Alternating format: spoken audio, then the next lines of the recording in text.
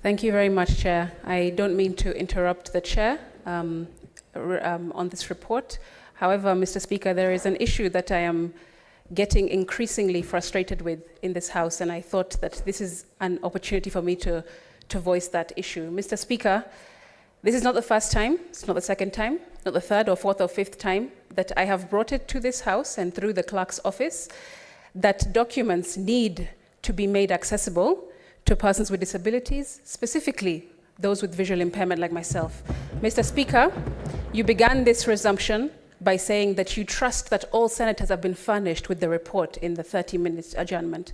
However, Mr. Speaker, nobody has furnished me with this report, so it's becoming hard for me to continue to follow this proceeding. Mr. Speaker, as you know, persons with disabilities need, according to our Constitution, to be included, Mr. Speaker. It's not something that I am requesting as a visually impaired person. It's something that is in our Constitution. Reasonable accommodation must be made for persons with disabilities so that we can be able to participate fully and meaningfully in all areas, Mr. Speaker. I have gone through this personally with the clerk, other senators as well in this House, maybe not with you specifically, Mr. Speaker, but I'm going to do this now because I cannot follow this proceeding. And other senators or somebody might argue that, oh, but you're normally a senator, so you won't really be voting in this proceeding anyway, so it's not that important. However, I will strongly refute that by saying that I do deserve to be able to participate in this proceeding.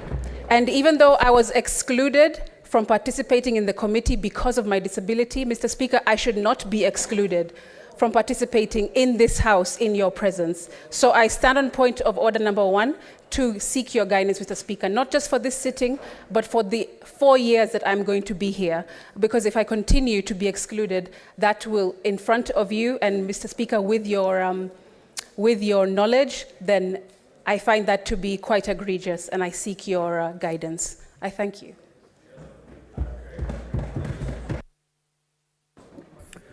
Thank you, Senator Crystal.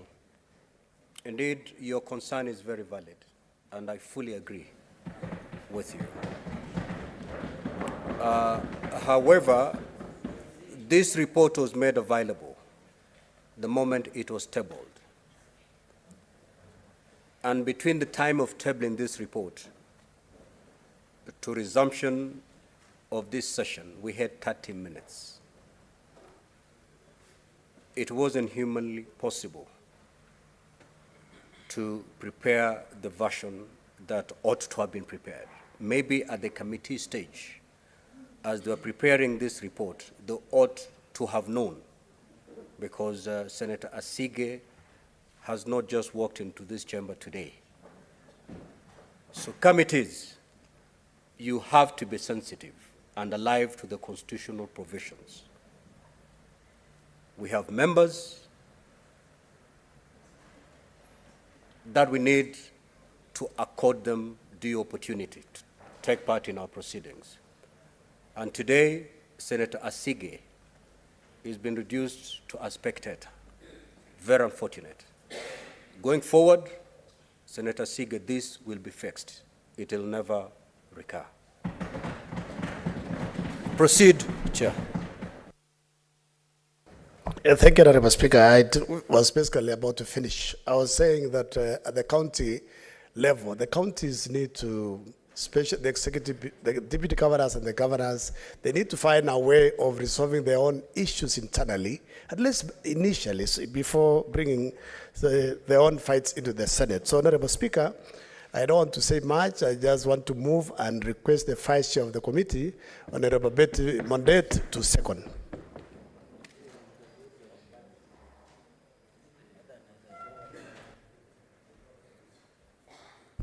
Thank you, Mr. Speaker, sir. I rise to second the motion which my very able chairman has tabled to this House, and say that it has not been easy. It has been a few days of hard work. I also want to thank the other committee members. Mr. Speaker, sir, looking at this issue, we had an opportunity of examining exactly what is happening in other counties. And as my able chairman has said, I think we should take this opportunity and look at our laws and see what can be done so that the governors and the deputy governors can be able to work together. Mr. Speaker, sir, I want to urge this House to look at that report. We have really put in a lot of time. We have looked at every allegation, and let us look at it not on party lines so that we can deliver good results for the people of Siaya. The core essence of the Senate is to make sure that devolution does not die. So let us not be the first people who are going to kill devolution. So I urge all the members to put party lines aside and let us look at this report conclusively. Thank you, Mr. Speaker, sir. I beg to support.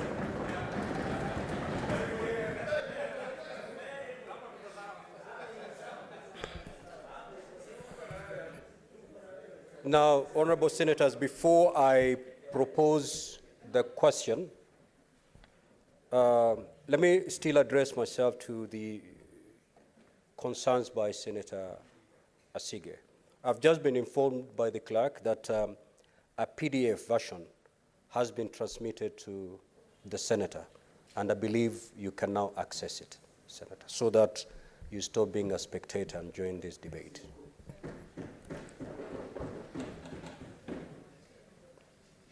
Now I proceed to propose the question, which is that whereas pursuant to Article 181 of the Constitution and Section 33 of the County Governments Act, on 8th June 2023, the County Government of Siaya approved a motion to remove from office by impeachment of Honorable William Oduor, the Deputy Governor of Siaya County.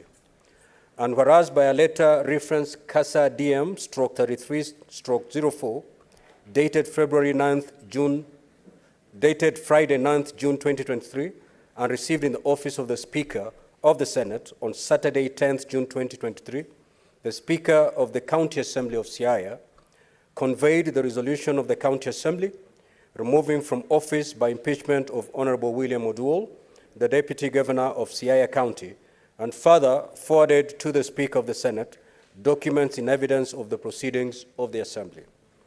And whereas pursuant to Section 33(3)(b) of the County Government Act and Standing Order 81B of the Senate, by resolution on Thursday, 15th June 2023, appointed a special committee comprising 11 of its members to investigate the matter on the proposed removal from office by impeachment of Honorable William Oduor, the Deputy Governor of Siaya County, and to report to the Senate within 10 days of its appointment on whether it finds the particulars of the allegations to have been substantiated. Further, whereas pursuant to Section 33(4) of the County Governments Act and Standing Order 82, the special committee has investigated the matter and tabled its report today, Monday, 26th June 2023. And whereas pursuant to Section 33(4) and 6B of the County Government Act and Standing Order 84B, the special committee has found that the particulars of Charge 1, gross violation of the Constitution, other laws, and Charge 2, abuse of office and gross misconduct, have been substantiated. Now, therefore, pursuant to Section 33(6)(b) of the County Government Act and Standing Order 84B, the Senate, after according the Honorable William Oduor, the Deputy Governor of Siaya County, an opportunity to be heard, resolves to impeach Honorable William Oduor, the Deputy Governor of Siaya County, on the following charges. Charge 1, gross violation of the Constitution and other laws, and Charge 2, abuse of office and gross misconduct. Now, honorable senators, the floor is open for debate.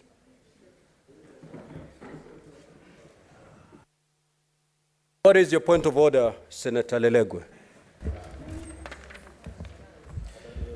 Mr. Speaker, sir, I beg to move that pursuant to Standing Order 111.1, debate on the motion be limited to a maximum of 5 minutes for each senator while contributing. Thank you, Mr. Speaker, sir.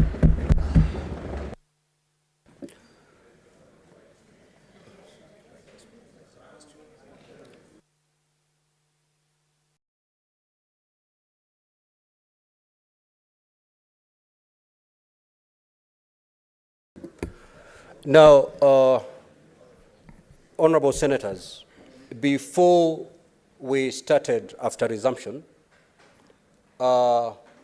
the two sides consulted, led by the minority leader from the opposition side and led by the majority leader on the government side on this particular matter.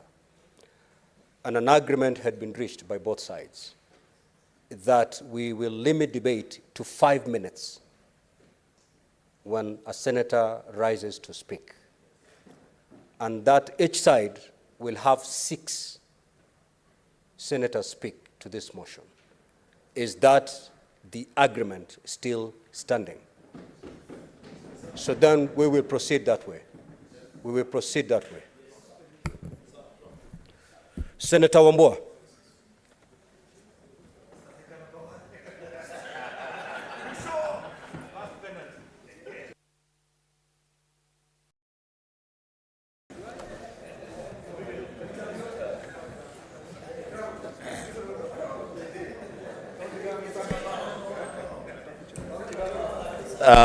Thank you, Mr. Speaker, for granting me the opportunity to really set the pace for this debate. I don't know.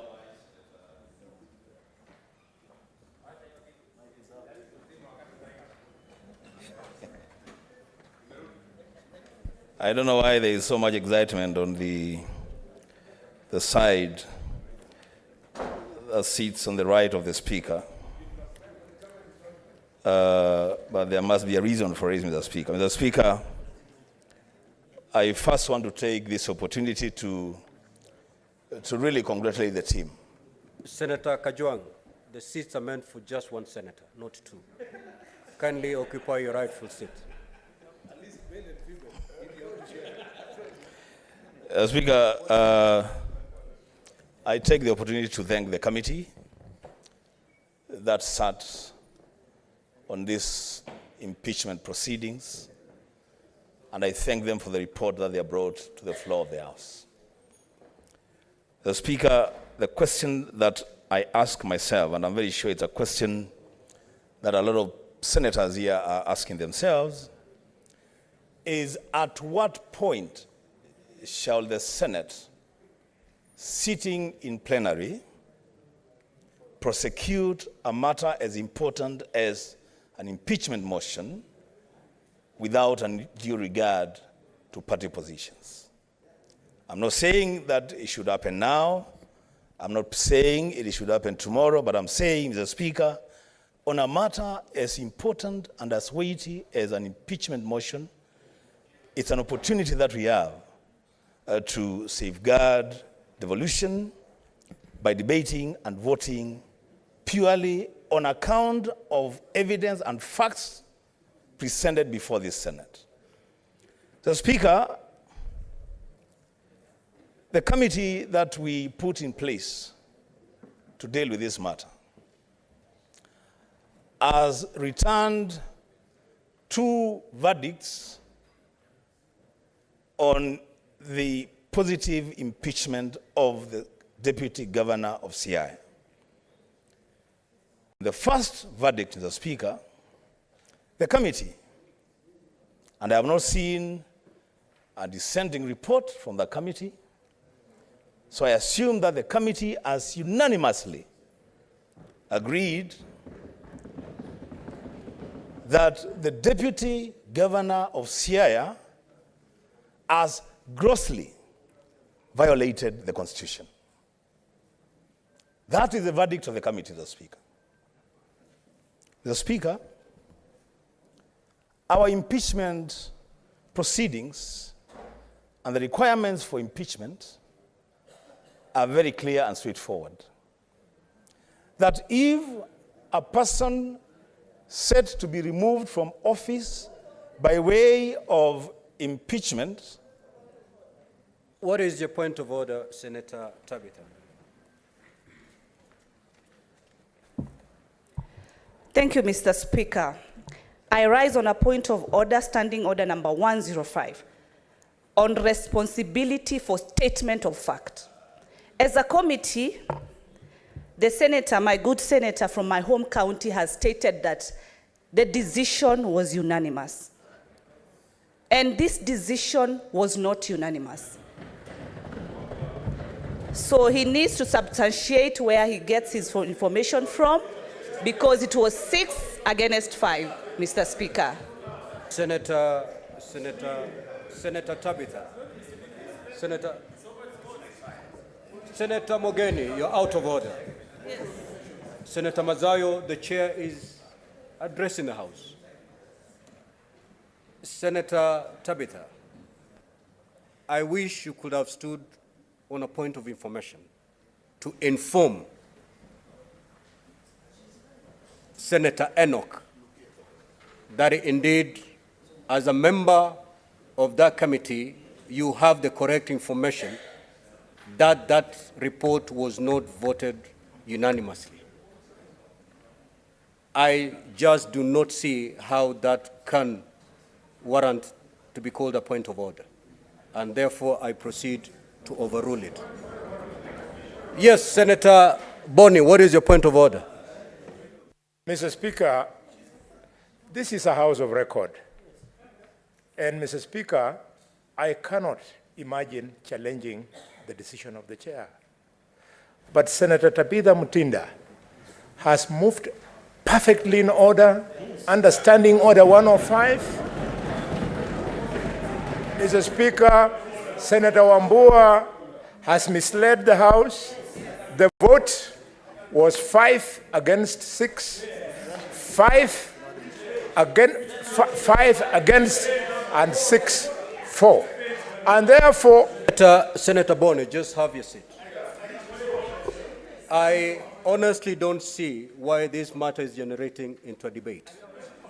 Senator Tabitha has given the information as a member of that committee that there was no unanimity in adopting that report. Leave it there, proceed.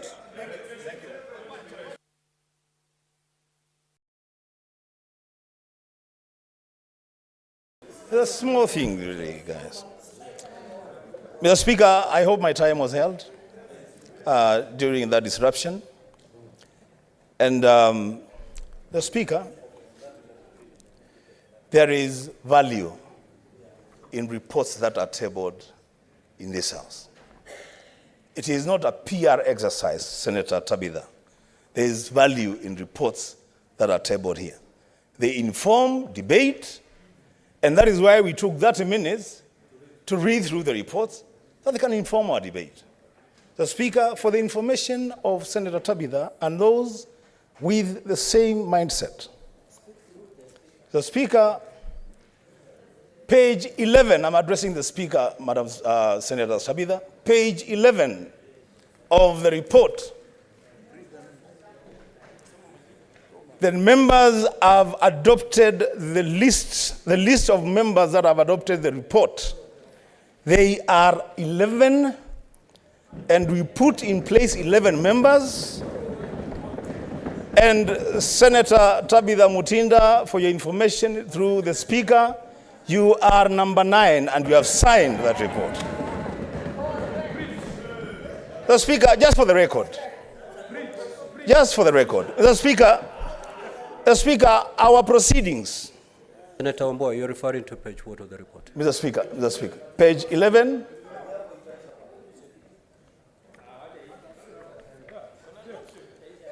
The adoption report, Mr. Speaker. So, Mr. Speaker,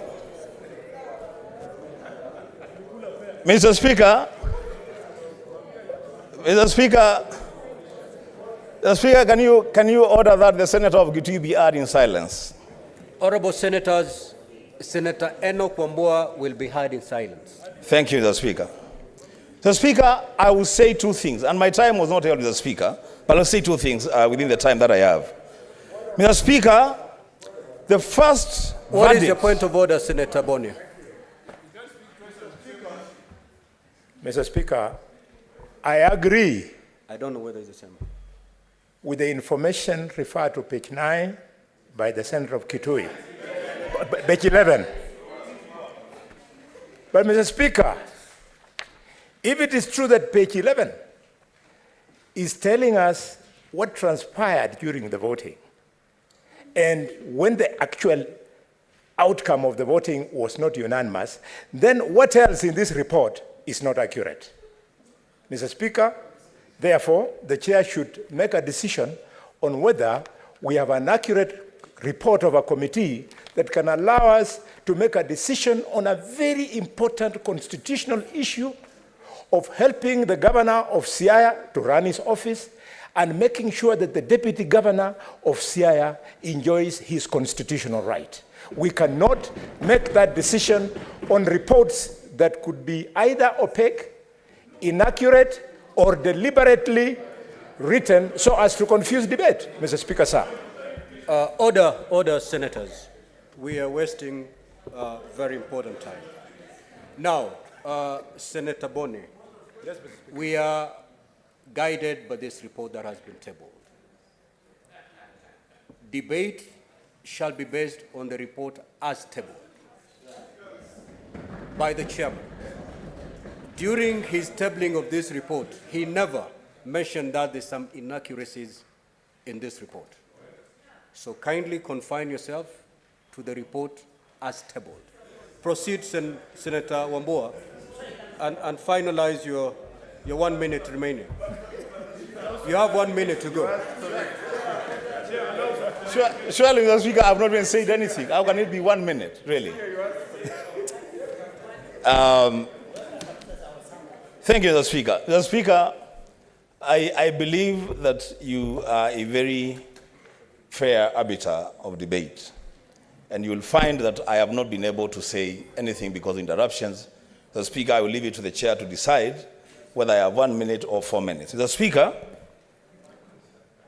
the motion as tabled by the chairman of the committee has found the deputy governor of Siaya guilty of gross violation of the Constitution of Kenya 2010.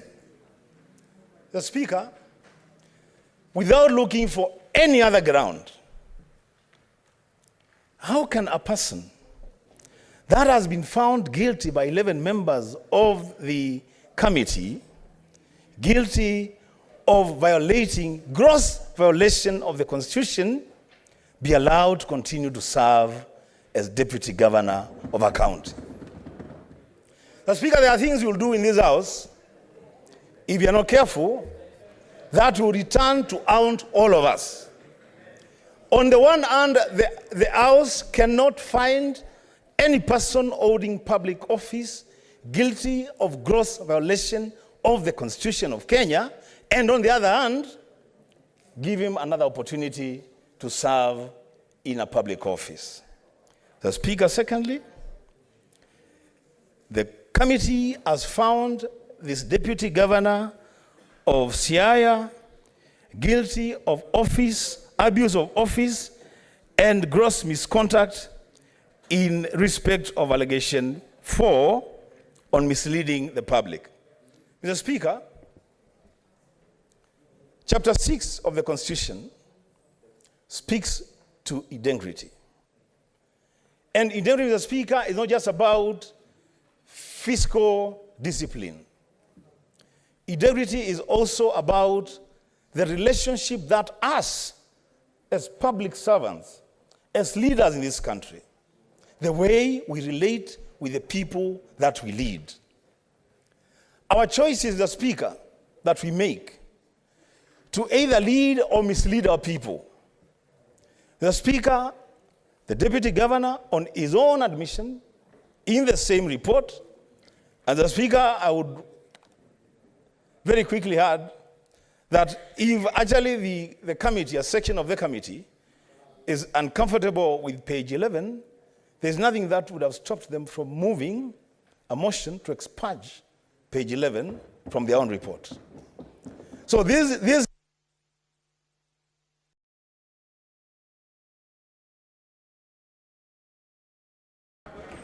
Senator Thangwa.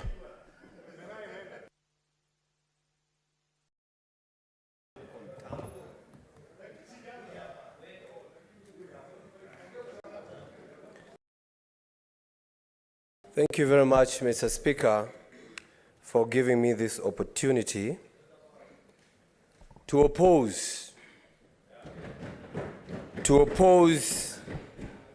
that recommendation and that report from the committee. Mr. Speaker, and I must thank the side of the minority, because as we stand here, we have not been threatened with maandamano if we are to go either way. So I can say we are fine. Mr. Speaker,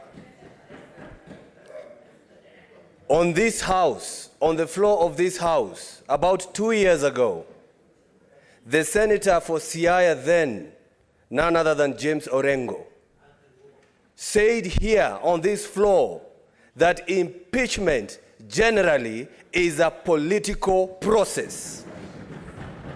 Mr. Speaker, the question I'm asking the members of this House, are we going to be used to sanitize the politics of Siaya, Mr. Speaker? Mr. Speaker, when I look at this report, and I want to tell the members of this House who are saying about page 11, we do not know how they arrived on this, Mr. Speaker, but of course they signed on a report that was agreed by the majority. Just to say, yes, we agreed to what we said, nevertheless not talking about the number 6 and number 5, Mr. Speaker.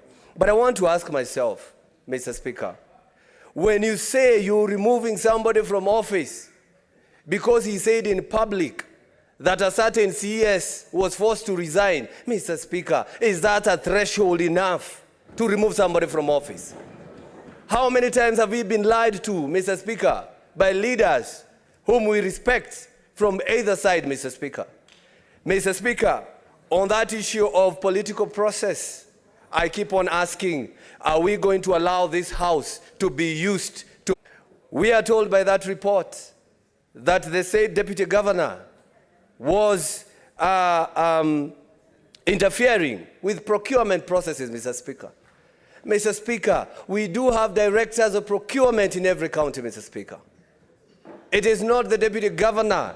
And if at all you're blaming the Deputy Governor, the person who is supposed to be here is the county executive, who is the Governor of Siaya, James Orengo. He is the person who is supposed to be on this floor. Mr. Speaker, I saw it on the other day. Honorable Senators, especially those from the government side, we will still need these chairs after this session.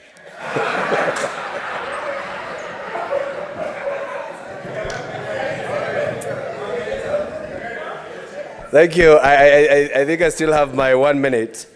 Mr. Speaker, this House has been sitting here discussing important motions, important issues, having the CSs coming here to discuss matters of national importance, but the minority move out or always go out of the House.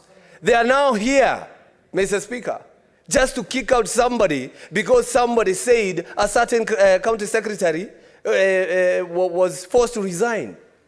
Mr. Speaker, is that what we want this Senate to go down as? A House that discusses irrelevancies, Mr. Speaker? Do we want this House to be taken as a House that only discusses on removal? That's why their side is full, Mr. Speaker. Look at them. Beautiful. They are here. Mr. Speaker, look at them. Look at them. Look at them, Mr. Speaker. But when we are discussing issues of the county the national importance, they move out. I ask them to move out even now. Go, so that's Siaya. What is your point of order, Senator Eddy? Senator Eddy, what is your point of order?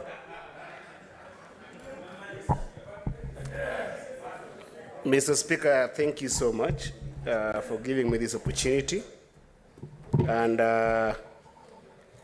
I rise on point order number 101(4). No senator shall impute improper motive to any other senator or to a member of the National Assembly except upon specific substantive motion of which at least 3 days notice shall be given, calling in question the conduct of this senator or member of the assembly. Mr. Speaker, as I talk about that point of order, Mr. Speaker, let me first of all extend my most sincerest gratitude to you for your empathy beyond sympathy that you have accorded me in this last week that has been excruciating in the hospital, and other senators who have also been very supportive. I know Senator Cheriot was just joking, but he's my captain in soccer and he has been very supportive during my time of surgery. I actually left the hospital this afternoon, Mr. Speaker, and on very strong painkillers to go through this process. And it's very disappointing to hear the Senator of Kiambu imputing that the minority side, the senators on the minority side, are the one who have brought this case to this house. That the senators from the minority side are the ones who have come to the floor to prosecute the deputy governor of Siaya. I have been following this entire process, and I have actually been very keen not to even call members of the committee to check on them because of the honor and dignity that we give this house. Mr. Speaker, is it in order to reduce this debate to an issue of minority versus majority? But most importantly, is it in order for a senator of Kiambu to suggest that it is the senators from the minority side who are demanding for the impeachment of the deputy governor of Siaya? And Mr. Speaker, can he actually be able to give that evidence, alluding to all these honorable members who I think that in this house are just as honorable and as reasonable and as passionate and committed to the Constitution, the same way I am seeing the honorable members from the majority side, who I really, really respect.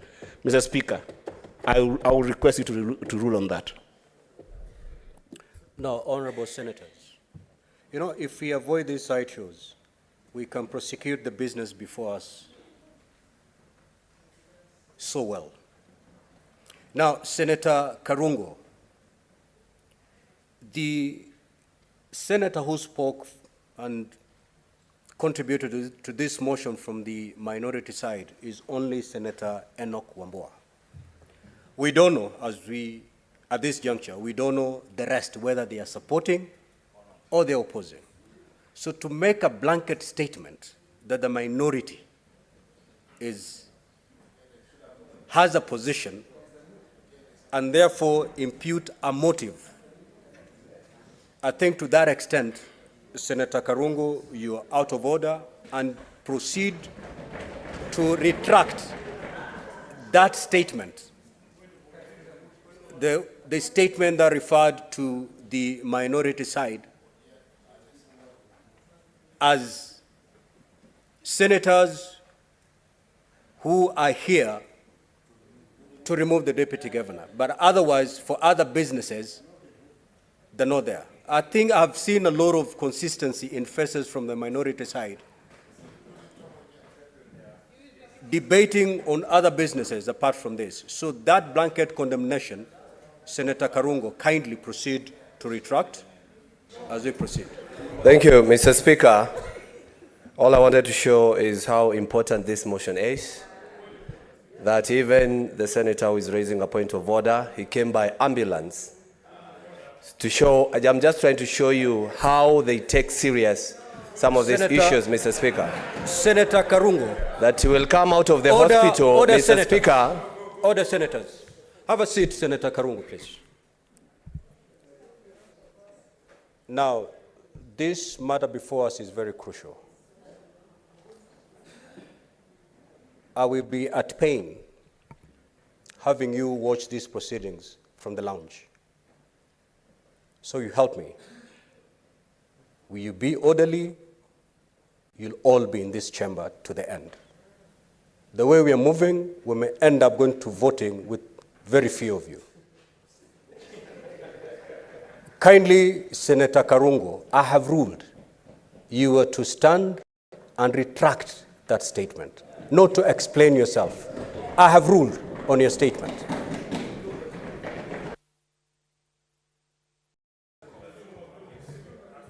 Mr. Speaker, I really respect the chair. And of course, I cannot argue with the chair. So I retract what I had said for me to prove a point later on. As I conclude, Mr. Speaker, I think I had a minute because I was interrupted. For me to conclude, Mr. Speaker, the grounds for removal of either a governor and a deputy governor are well put in Article 181 of our Constitution, Mr. Speaker. And it talks about gross violation, talk about abuse of office, physical or mental incapacity, and of course, if the deputy governor has committed a crime, Mr. Speaker. When we say... Senator Sifuna, what is your point? I hope I save my minute again, Mr. Speaker. Can you save the time remaining for Senator Karungo so that he can have his... Mr. Speaker, there is something that my colleague from Kiambu has said that I believe cannot be allowed to stick. He must also withdraw the assertion that, in fact, we have been refusing to attend certain sessions. It is... Mr. Speaker, I rose up. Please, Mr. Speaker, protect me. I would want that we refer to standing Honourable order. Senator is on a point of order. Thank you, Mr. Speaker. He must. Mr. Speaker, pursuant to Standing Order 103, we are not allowed to be discussing matters that are the subject of a court proceeding. It is a matter of record that, in fact, the reason the minority side does not attend sessions including foreigners, strangers to this House, is because we have filed a suit on principle objecting to the presence of cabinet secretaries in the Senate. Mr. Speaker, as you are aware, the minority side are the plaintiffs, and the clerk, as a representative of this House, is a respondent. Mr. Speaker, therefore, for him to cast aspersions on us, discussing a matter that is before court, he knows the reasons why we don't attend on Wednesdays. And then he wants to come and tell us here that somehow we choose which business to come and attend and which one not to. Mr. Speaker, I believe that he needs to withdraw those particular sentiments as well. Senator Sifuna, I'm afraid I'm going to overrule you. That does not amount to a point of order. Proceed and conclude your intervention, Senator Karungo. Thank you very much, Mr. Speaker. Instead of... anyway. Mr. Speaker, I was talking about Article 181 that gives the grounds for removal of anybody from office. Gross violation of the Constitution. Mr. Speaker, governor has committed a crime, abuse of office, and of course, physical and mental incapacity. Mr. Speaker, all those laid grounds by the Constitution, we cannot say just because the governor, the deputy governor, gives some information on political platforms that they are subject or they can be used as a basis to remove him from office, Mr. Speaker. Sometimes, some people talk just the way we are talking here, and I'm told to retract. Tell the deputy governor to retract if at all he said that, and people continue working. Would you remove me from office because I said they don't come on Wednesdays, Mr. Speaker? I'm just saying what is supposed to be said. Thank you very much, Mr. Speaker, and I do oppose. Senator Oburu.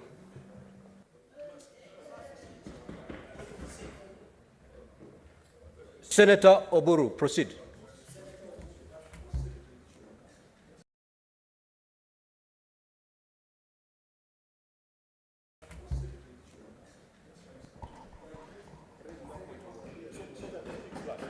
Oh. Okay.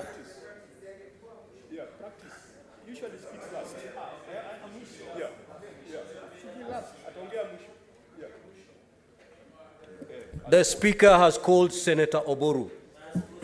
Okay. Kindly proceed. And if you're not proceeding, your No, chance... I'm proceeding, Mr. Speaker, sir.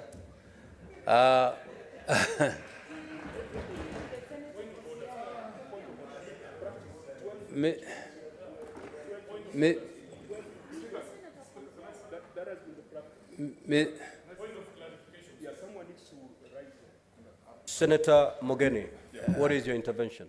I will allow it, understanding of the one. Yes, Mr. Speaker, as a colleague, I really never want to challenge the ruling of the Speaker. But, Mr. Speaker, there is a tradition that has been set in this House, Mr. Speaker, that any time we have impeachment proceedings, we try as much as possible to leave the host senator or the senator whose governor or deputy governor is being impeached to speak last. So, Mr. Speaker, in fact, that has been the tradition in the more than 7 impeachments that we have done on this House. So, Mr. Speaker, I'll kindly urge that following that tradition and on the request that we had as a caucus, you kindly allow the Senator for Siaya to speak last, Mr. Speaker. I'm informed that the tradition is the host senator does not even speak on such a matter. And therefore, if you choose to speak, it is upon the Speaker to determine when you're to speak. However, Senator Mazayo, when the chair is speaking, you calm down. Okay? However, with the request that has been made by the minority side through Senior Counsel Mogeni, we will allow Senator Oburu to speak last on the opposition side. Senator Sifuna.